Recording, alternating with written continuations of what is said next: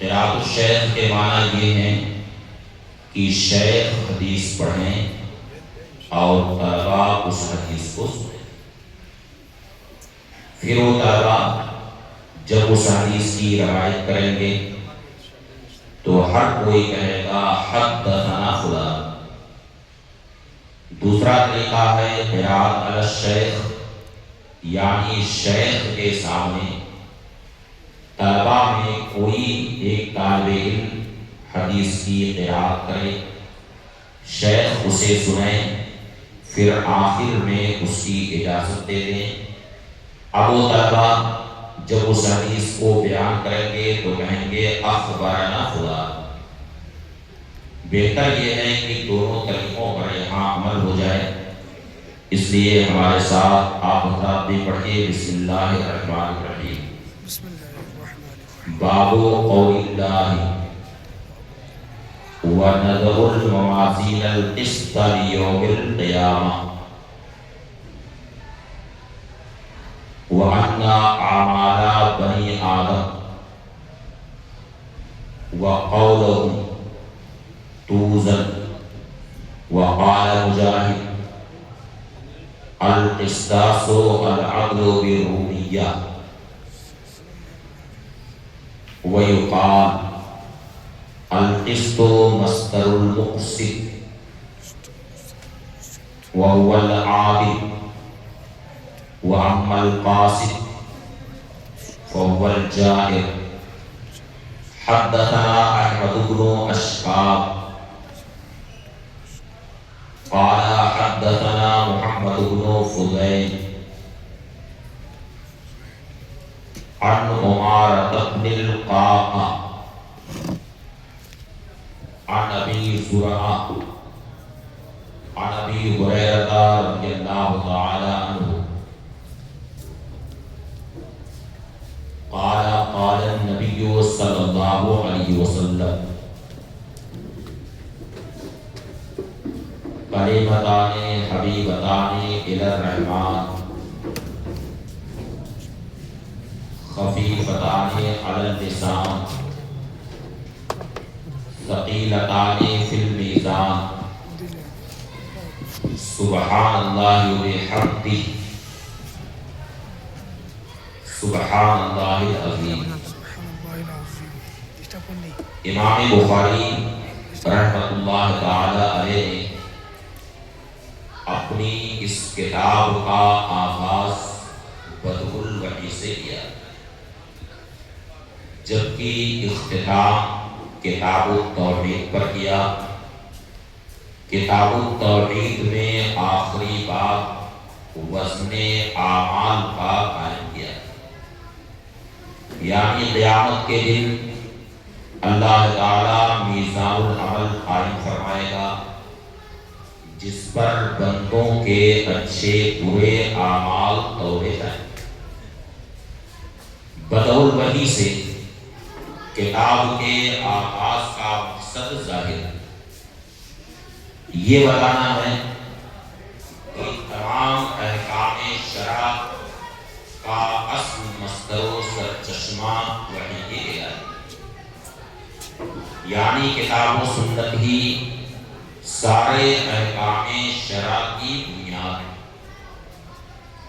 باقی اجماع اور قیاس یہ دونوں بھی اگرچہ دلائل شریعت سے ہیں، مگر ان کی بھی بنیاد کتاب و سنت پر ہی ہے۔ وہی اجماع اور وہی قیاس معتبر ہے جس کی بنیاد کتاب و سنت پر ہو۔ کتاب و سنت سے ہٹ کر کوئی بھی نہ کوئی اجماع معتبر ہے اور نہ ہی قیاس معتبر۔ کتاب التوحید پر جو اختتام کیا اس سے یہ بتانا مقصود ہے کہ خاتمے میں اعتبار توحید ہی کا ہے، جس کا خاتمہ توحید پر ہوگا وہی نجات پائے گا، اور جس کا خاتمہ معاذ اللہ توحید پر نہ ہوا تو وہ خائب و خاسر ہوا اور ہمیشہ کے لیے وہ جہنمی ہوگی۔ آخری بات وزن اعمال کا رکھا، اس کی وجہ یہ ہے کہ قیامت کے دن سوال اور مواخذے کی آخری منزل وزن اعمال ہی کی ہوگی، یعنی جو بھی بندوں سے سوال اور مواخذہ ہوگا وہ وزن اعمال سے پہلے یا وزن اعمال تک ہی ہوگا۔ وزن اعمال کے بعد اب کوئی سوال اور مواخذہ نہ ہوگا، بلکہ یہ فیصلہ ہو جائے گا کہ فریق فی الجنہ و فریق فی السعیر، یعنی ایک فریق جنت میں جائے گا اور دوسرا فریق جہنم میں جائے گا۔ قرآن کریم کی آیت کریمہ وَنَضَعُ الْمَوَازِينَ الْقِسْطَ لِيَوْمِ الْقِیامَہ کو ترجمۃ الباب میں ذکر کیا، یعنی اللہ تعالیٰ نے فرمایا کہ ہم قیامت کے دن انصاف کے ترازو رکھتے ہیں، انصاف کے ترازو ہم قائم کریں۔ قرآن پاک میں جہاں بھی میزان العمل کا تذکرہ آیا ہے اس صیغہ جمع کے ساتھ، جیسے اس آیت کریمہ میں بھی صیغہ جمع ہے اور سورہ القاریہ میں بھی صیغہ جمع ہی کے ساتھ تذکرہ ہے۔ ارشاد ہوا فَأَمَّا مَنْ ثَقُلَتْ مَوَازِينُهُ فَهُوَ فِي عِيشَةٍ رَاضِيَةٍ، لیکن احادیث کریمہ میں کہیں صیغہ جمع کے ساتھ ذکر آیا اور کہیں صیغہ واحد کے ساتھ۔ صیغہ جمع کے ساتھ اگرچہ آیات قرآنیہ میں ذکر آیا ہے، مگر یہ جمع محض تفخیم اور تعظیم کے لیے ہے، یعنی میزان العمل کی عظمت کو بیان کرنا مقصود ہے، اس لیے صیغہ جمع کے ساتھ قرآن پاک میں میزان العمل کا تذکرہ ہے۔ میزان العمل یہ کیسا ہے، کہاں پہ قائم ہوگا، وزن اعمال کا کام کن کے سپرد ہوگا، اس کی نگرانی کون کریں گے، اس سلسلے میں احادیث کریمہ سے یہ معلوم ہوتا ہے کہ قیامت کے دن میزان العمل یہ عرش کے سامنے قائم ہوگا۔ نیکیوں کا پلڑا عرش کے داہنی طرف جنت کے بالمقابل ہوگا، جبکہ گناہوں کا پلڑا عرش کے بائیں طرف دوزخ کے بالمقابل ہوگا۔ اور وزن اعمال کا یہ کام ایک روایت کے مطابق حضرت جبریل علیہ السلام کے سپرد ہوگا، جبکہ دوسری روایت کے مطابق حضرت ملک الموت کے سپرد ہوگا۔ دونوں کے درمیان کوئی تعارض نہیں ہے، ایسا ہو سکتا ہے کہ دونوں کے سپرد۔ اور میزان العمل کے پاس نگرانی کا کام یہ ابو البشر سیدنا آدم علیہ السلام کے سپرد کی جائے، نگرانی کا کام ان کے سپرد ہو۔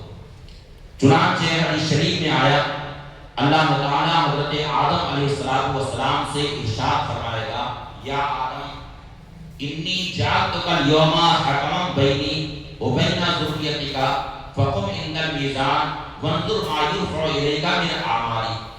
اللہ تعالیٰ حضرت آدم علیہ السلام سے ارشاد فرمائے گا کہ اے آدم آج میں نے تمہیں اپنے اور تمہاری ذریت کے درمیان حکم بنایا ہے، اے آدم تم میزان العمل کے پاس کھڑے ہو جاؤ اور خود تم جا کر کے دیکھو کہ تمہاری ذریت، تمہاری اولاد کیسے کیسے عمل کے ساتھ یہاں پہ آئی ہوئی۔ اور اے آدم یہ سن لو کہ آج جس کی نیکی ذرہ برابر اس کے گناہ سے زیادہ ہوگی اس کے لیے جنت ہے، اور جس کے گناہ زیادہ ہوں گے اس کے لیے آج جہنم۔ میزان العمل یہ ہے ایسا۔ ایک بار سیدنا داؤد علیہ السلام نے اللہ کی بارگاہ میں یہ دعا کی کہ اے پروردگار تو مجھے میزان العمل دکھا دے، میں اسے دیکھنا چاہتا ہوں۔ اللہ تعالیٰ نے ان کی دعا قبول فرمائی اور حجابات اٹھا دی۔ حضرت داؤد علیہ السلام نے جب میزان العمل کو دیکھا تو آپ پر غشی آئی اور اللہ کی بارگاہ میں افاقے کے بعد عرض کیا کہ پروردگار، عرض کیا یا رب من یقدر علی ملئ کفۃ ھذا المیزان حسنات، اللہ کی بارگاہ میں عرض کیا کہ پروردگار تیرا کون سا ایسا بندہ ہوگا جس کے پاس اتنی نیکیاں ہوں گی کہ ان نیکیوں سے یہ نیکیوں کا پردہ بھر جائے۔ کیوں انہوں نے یہ بات عرض کی؟ وجہ اس کی یہ تھی کہ میزان عمل کا ایک پردہ اتنا بڑا ہے کہ یہ ساتوں آسمان اور ساتوں طرف زمین اگر اس کے ایک پردے پر رکھ دیے جائیں تب بھی ان کی کوئی حیثیت نہ ہوگی، بلکہ ایسے معلوم ہوگا جیسے کہ کسی کشادہ میدان میں انگوٹھی کا کوئی ایک نگینہ رکھا۔ حضرت داؤد علیہ السلام نے اسی لیے میزان عمل کو جب دیکھا تو ان پر غشی طاری ہو گئی، اور جب افاقہ ہوا انہوں نے اللہ کی بارگاہ میں عرض کیا۔ اللہ تعالیٰ نے حضرت داؤد علیہ السلام سے ارشاد فرمایا یا داؤد اذا رضیت علی عبدی ملأت بثمرۃ واحدہ واملأہ بکلمۃ لا الہ الا اللہ۔ اے داؤد، جب میں اپنے بندے سے راضی ہو جاؤں گا تو نیکیوں کا پردہ محض ایک حضور کے صدقے سے بھر دوں گا، اور کلمہ لا الہ الا اللہ سے میں نیکیوں کا پردہ بھر دوں گا۔ اس طریقے سے میزان عمل قیامت کے دن اللہ تعالیٰ قائم فرمائے گا، جس پر بندوں کے اچھے برے اعمال تولے جائیں۔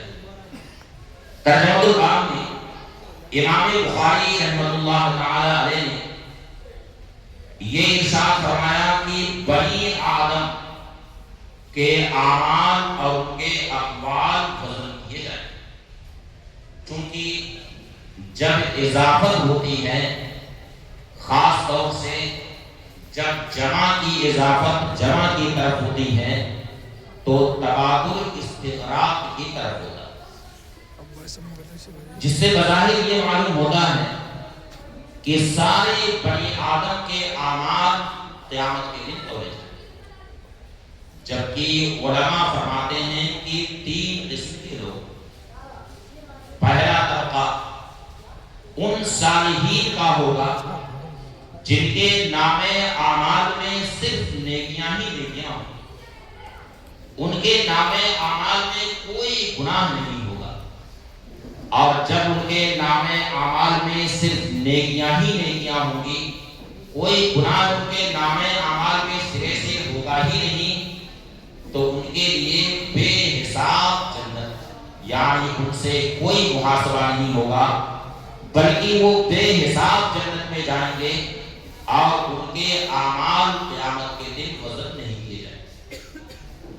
اس بات کی تائید اسی بخاری شریف کی اس حدیث شریف سے ہوتی ہے، نبی کریم صلی اللہ علیہ وسلم نے ارشاد فرمایا یدخل من امتی 70,000 الجنہ بغیر حساب۔ ارشاد فرمایا کہ میری امت میں 70,000 افراد ہوں گے جو بے حساب جنت میں جائیں، ان سے کوئی محاسبہ نہیں ہوگا، کوئی مواخذہ نہیں ہوگا، بلکہ وہ بے حساب جنت میں جائیں گے، اور ان کے چہرے کیسے نورانی ہوں گے۔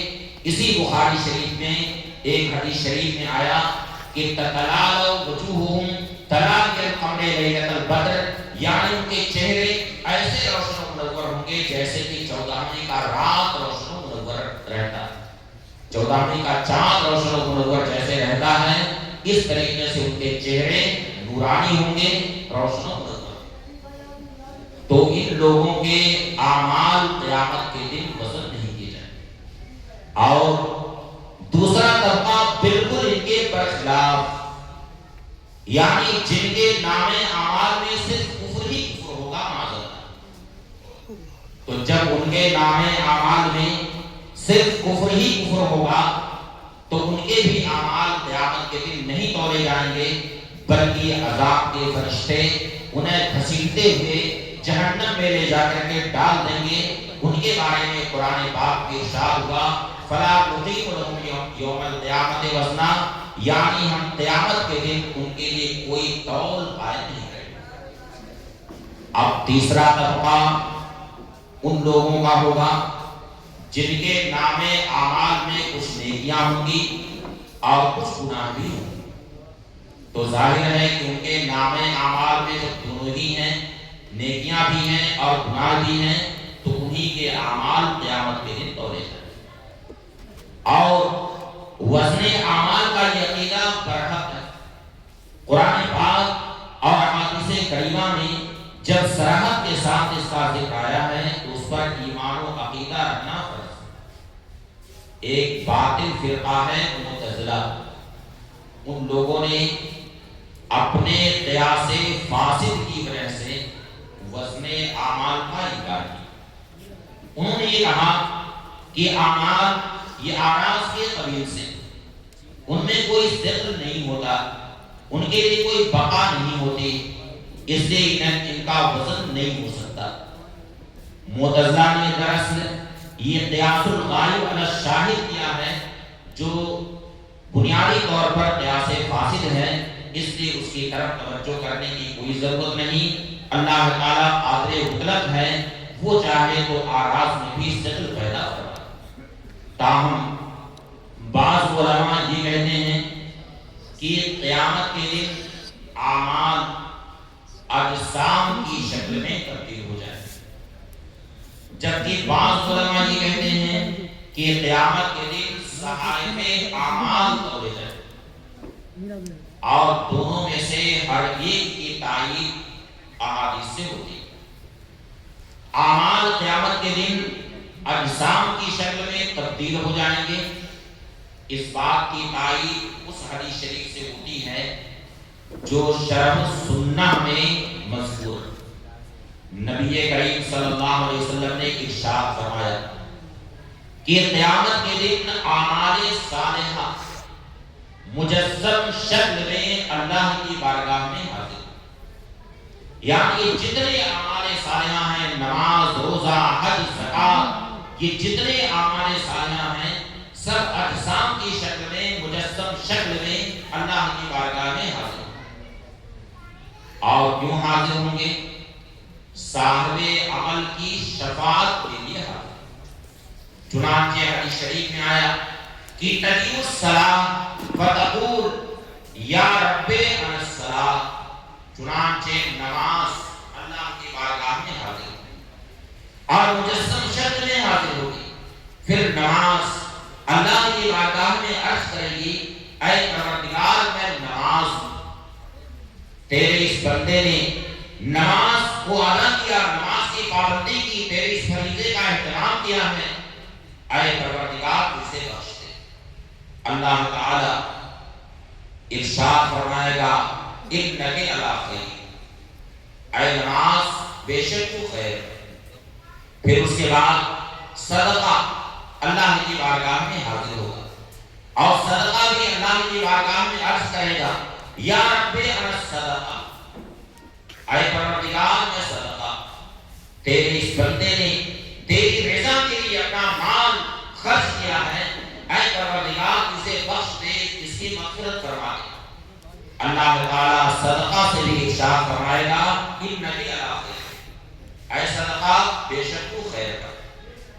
پھر روزہ بھی اللہ کی بارگاہ میں حاضر ہوگا، اور روزہ اللہ رب العالمین سے عرض کرے گا یا رب انا الصوم، اے پروردگار میں روزہ ہوں، تیرے اس بندے نے روزہ رکھا، رمضان میں اپنے آپ کو بھوکا پیاسا رکھا، تیری رضا کے لیے روزہ رکھا ہے، اے پروردگار اس بندے کی مغفرت فرما دے۔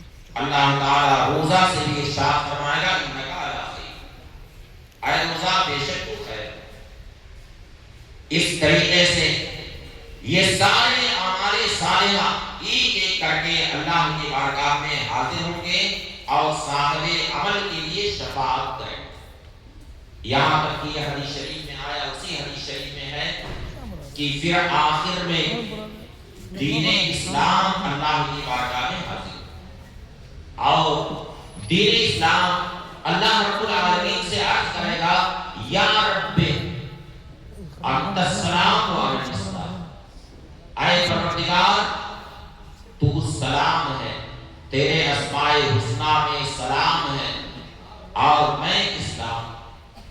سلام اور اسلام میں آپ دیکھیں گے صرف ایک حرف حق کا فرق۔ اللہ تعالی دین اسلام سے ارشاد فرمائے گا انک علی خیر وبکل یوم آخذ وبکل یوم اوتی، اے اسلام بے شک تو خیر پر ہے، آج میں تیرے ہی سبب اپنے بندوں سے مواخذہ کروں گا اور آج میں تیرے ہی سبب اپنے بندوں کو اپنی نعمتوں سے نوازوں گا۔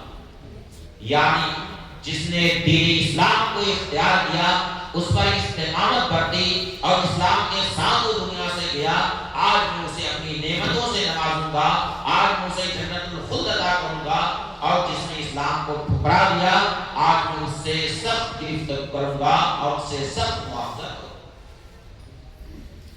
تو اس حدیث شریف سے یہ معلوم ہوتا ہے کہ قیامت کے دن اعمال اجسام کی شکل میں تبدیل ہو جائیں۔ پھر اس حدیث شریف کو ارشاد فرمانے کے بعد نبی کریم صلی اللہ علیہ وسلم نے آیت کریمہ تلاوت فرمائی وَمَن يَبْتَغِ غَيْرَ الْإِسْلَامِ دِينًا فَلَن يُقْبَلَ مِنْهُ۔ اور ایک دوسری حدیث شریف سے اس بات کی تائید ہوتی ہے کہ قیامت کے دن صحائف اعمال یعنی جو اعمال نامے میں وہ تولے جائیں۔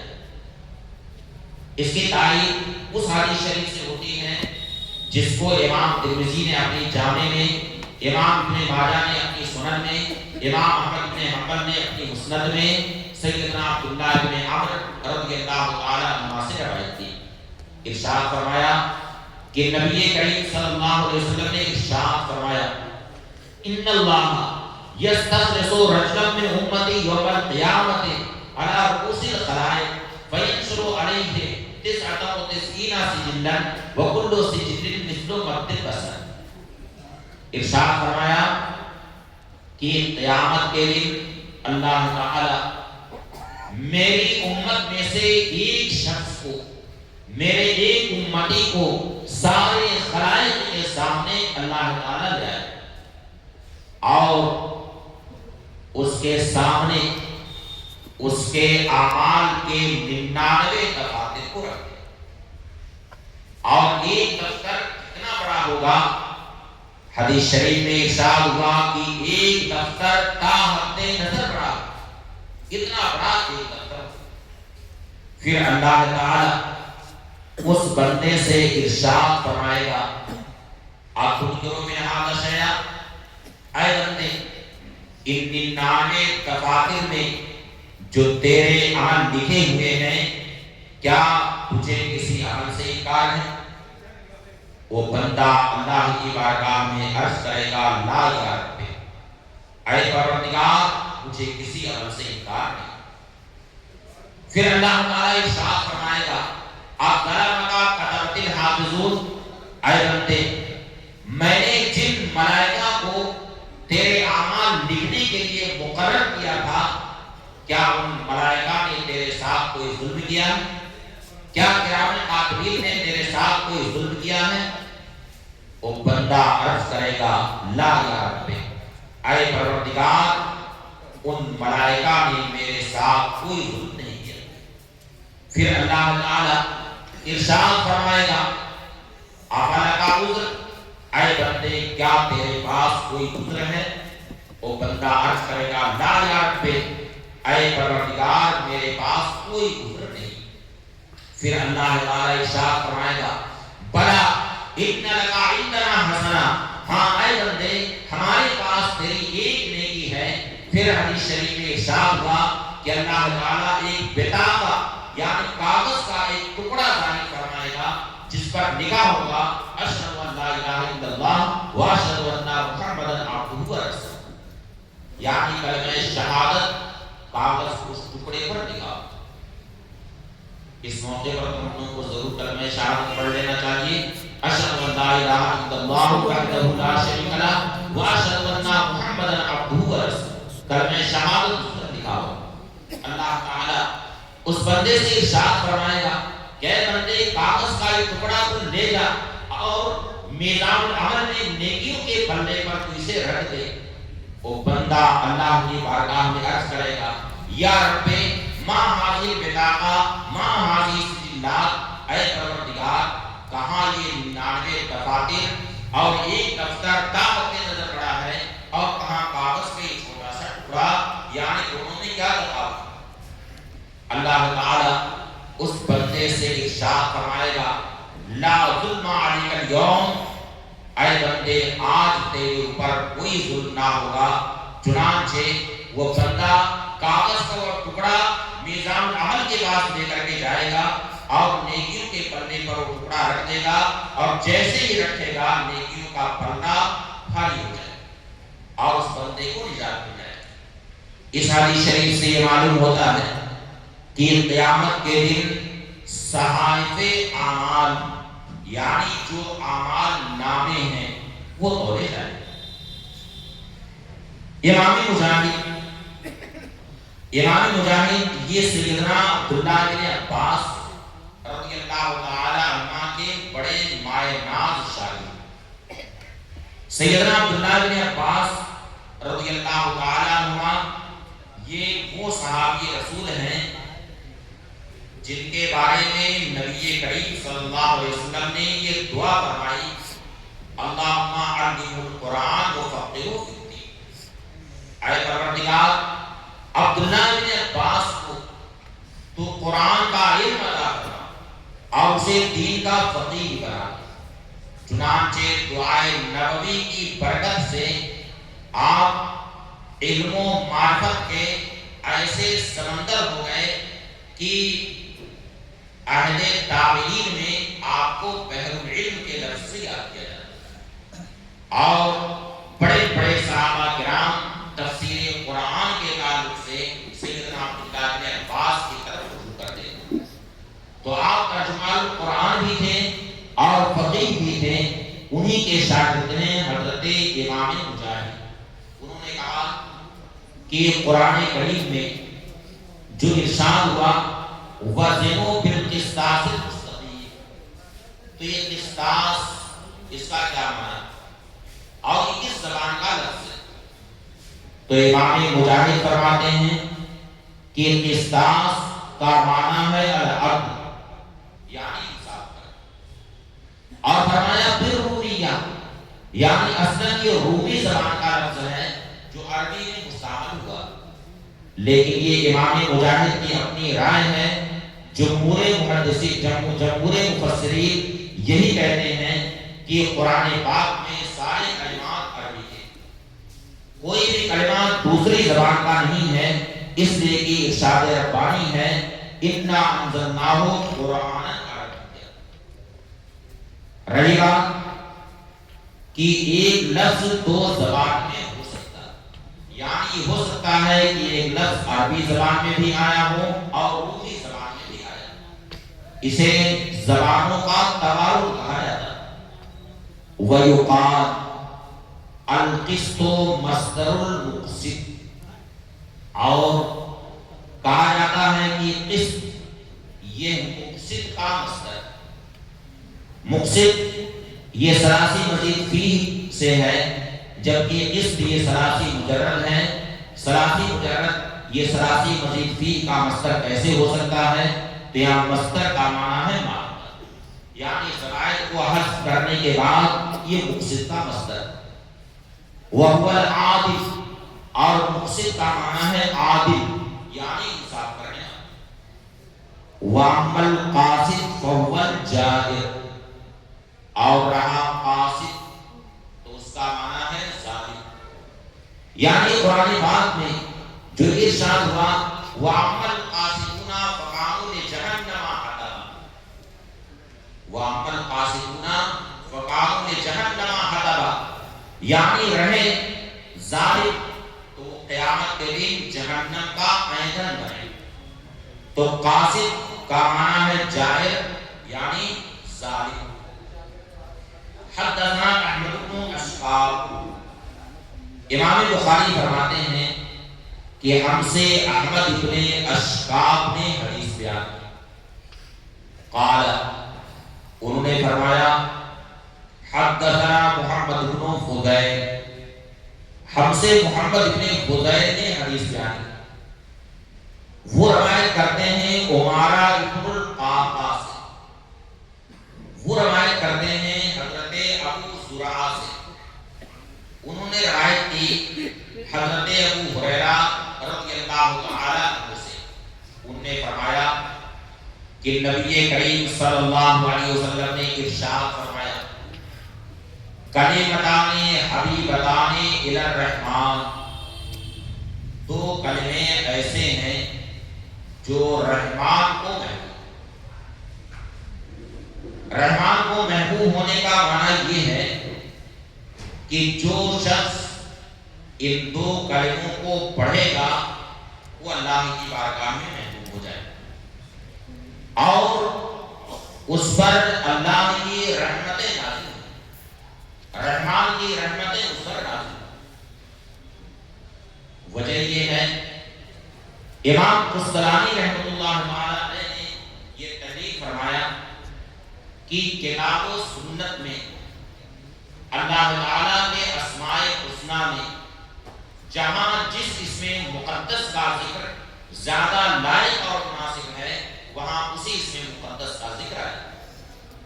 مثلا اگر کہیں مقام استغفار ہے تو مقام استغفار میں اللہ تعالیٰ کے اسماء الحسنی میں سب سے زیادہ لائق اور مناسب غفار، یہی وجہ ہے کہ وہاں پہ غفار کا ذکر ہے۔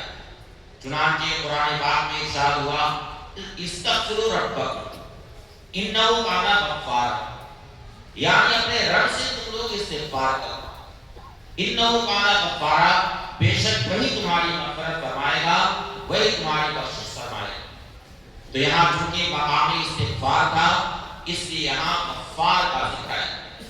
اسی طریقے سے کہیں الواحد القہار کا ذکر آیا، کہیں اور بھی اسم مقدس کا ذکر آیا، تو جس مقام میں جس اسم مقدس کا ذکر زیادہ لائق اور مناسب ہے وہاں اسی اسم مقدس کا ذکر ہے۔ مثلا ایک جگہ ارشاد ہوا وعباد الرحمن الذین یمشون علی الارض ہونا، یعنی رحمان کے وہ بندے جس اس روئے زمین پر آہستہ چلتے، تو یہاں پہ عباد الرحمن ارشاد ہوا، اس کا مطلب یہ ہوا کہ وہ اللہ کے جو صالح بندے ہیں وہ جب چلتے ہیں اس روئے زمین پر تو ان پر رحمان کی رحمتیں نازل ہوتی، جہاں وہ تشریف فرما ہوتے ہیں وہاں اللہ کی رحمت نازل ہوتی ہے، اور جب دنیا سے چلے جاتے ہیں ان کی قبر پر بھی اللہ کی رحمت نازل ہوتی ہے، ان کی مجلس میں جو بیٹھتا ہے اس پر بھی رحمان کی رحمتیں نازل ہوتی ہیں۔ تو یہاں ارشاد ہوا کلمتان حبیبتان الی الرحمن، یعنی دو کلمے ایسے ہیں جو رحمان کو محبوب، یعنی جو بھی بندہ ان دونوں کلموں کو پڑھے گا اس پر اللہ کی رحمت متوجہ ہوگی، رحمت الہیہ کا اس پر نزول ہوگا۔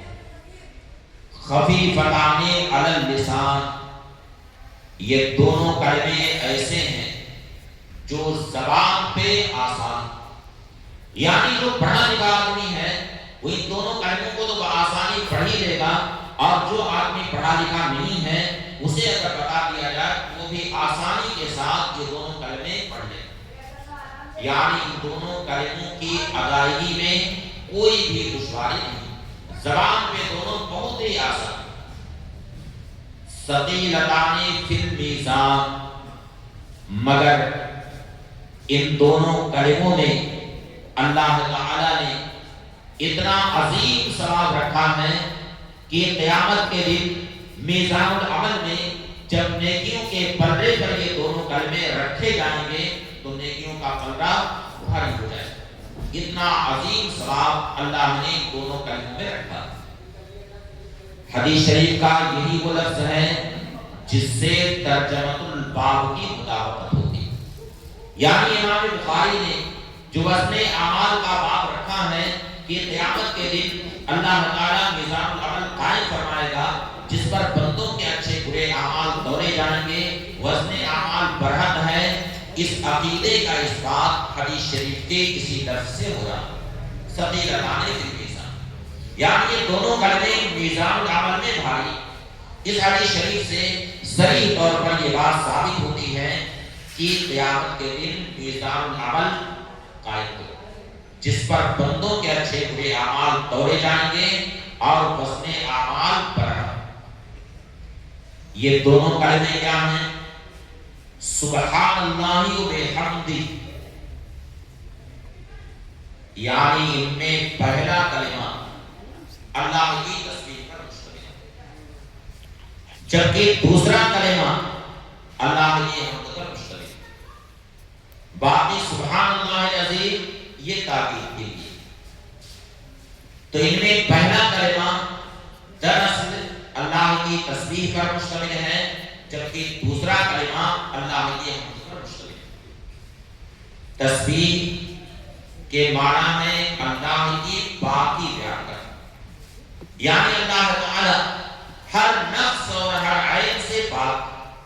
مثلا شرح عقائد میں آپ حضرات نے صفات سلبیہ کا ذکر سنا ہے، پڑھا بھی ہوگا میرا خیال ہے۔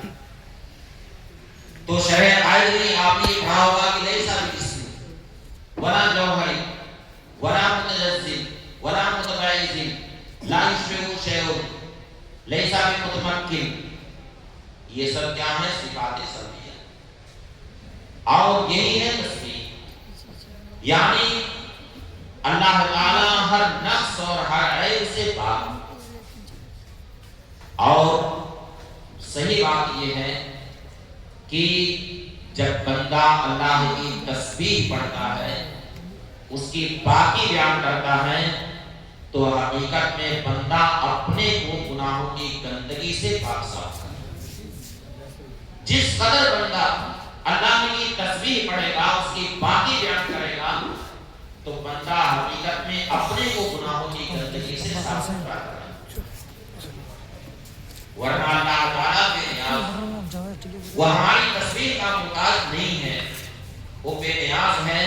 اس لیے جب ہم اللہ کی تسبیح بیان کرتے ہیں، اس کی پاکی بیان کرتے ہیں، تو حقیقت بات یہ ہے کہ ہم اپنے کو گناہوں کی گندگی سے پاک صاف کرتے ہیں۔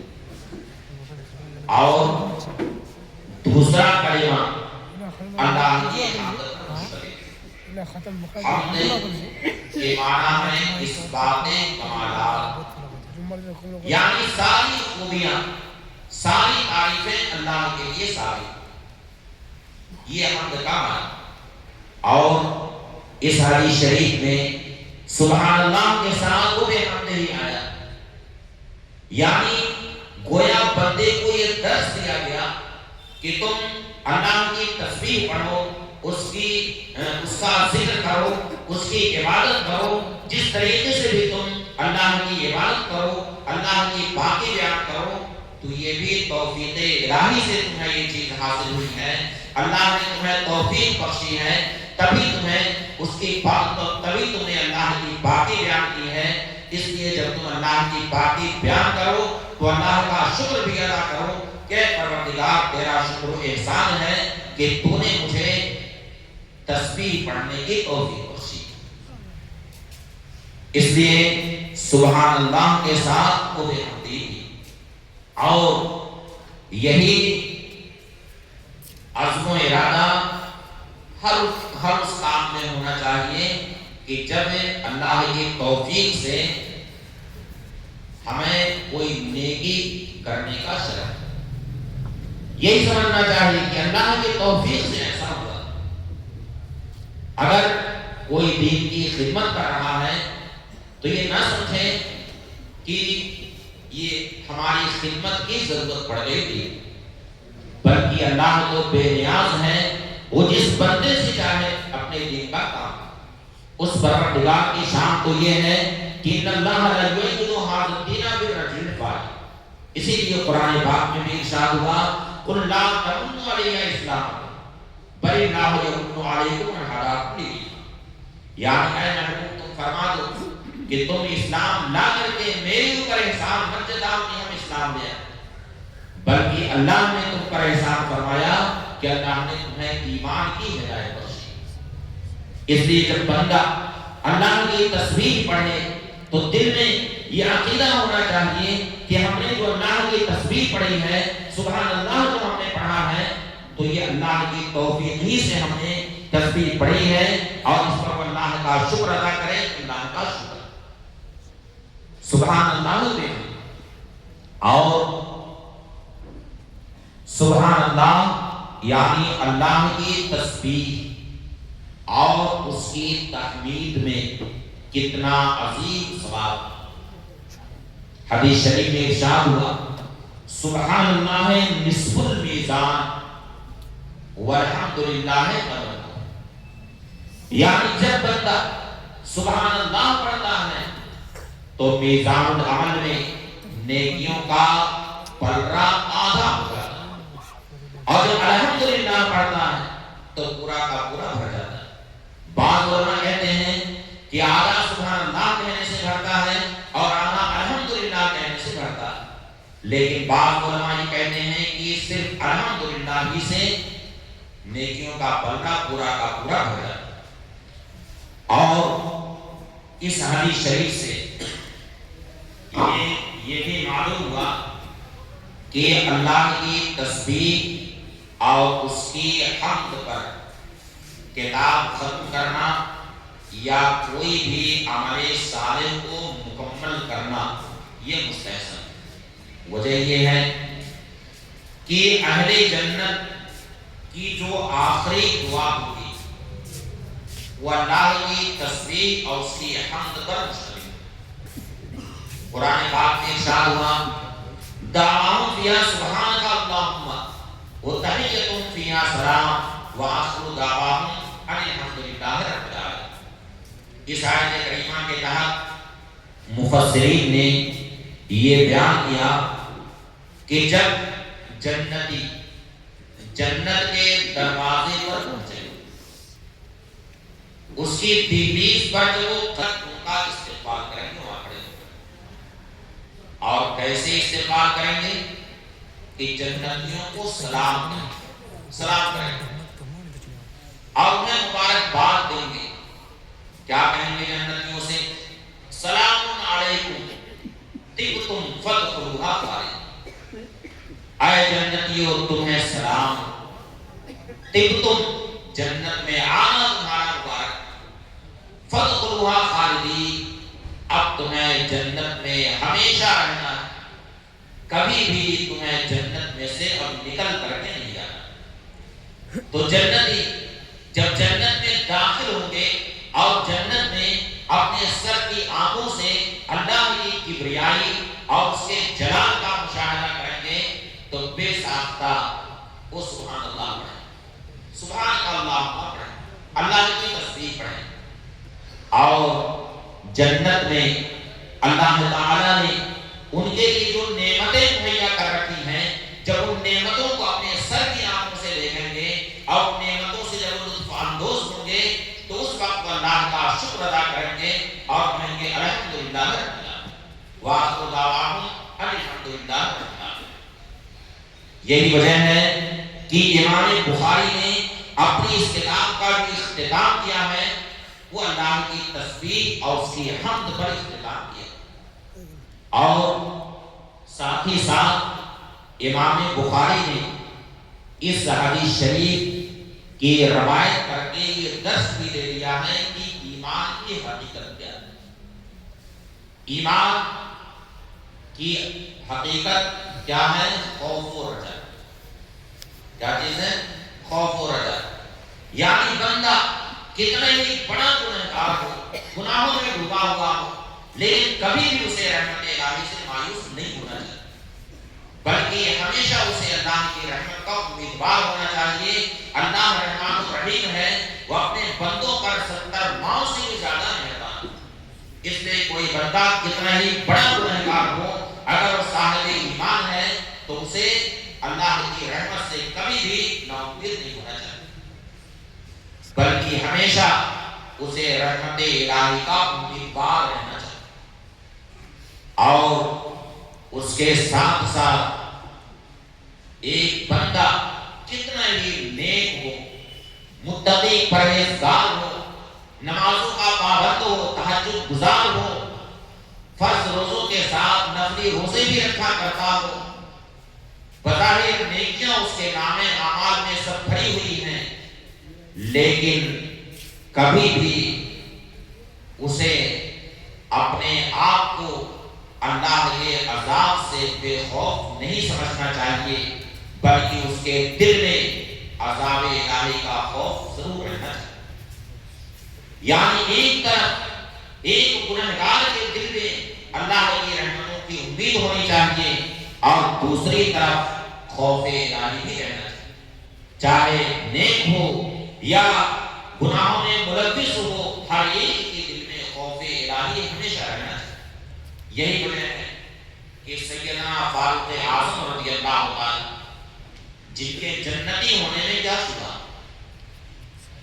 جن کو نبی کریم صلی اللہ علیہ وسلم نے دنیا ہی میں جنتی ہونے کی بشارت دے دی ہے، عشرہ مبشرہ میں سے ہیں، ان کے جنتی ہونے میں کیا شبہ، لیکن آپ کے اوپر خوف الہی کا ایسا غلبہ تھا، ایسا غلبہ تھا خوف الہی کا، کہ جب آپ کے وفات کی